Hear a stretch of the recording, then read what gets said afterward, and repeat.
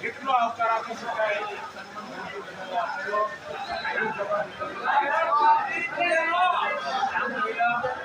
આવા ગામના પ્રતિનિધિ તરીકે રાજુભાઈ પરમાર કે જેઓ જિલ્લા પંચાયત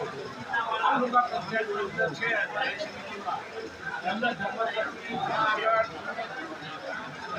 તરીકે છે એમને પ્રમુખ તરીકે સર્વાનુમતે નિયુક્તિ કરવામાં આવેલી છે.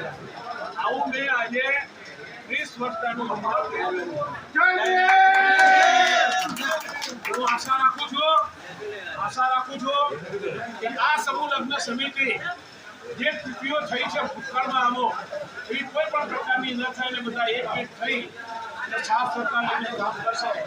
શુભેચ્છા.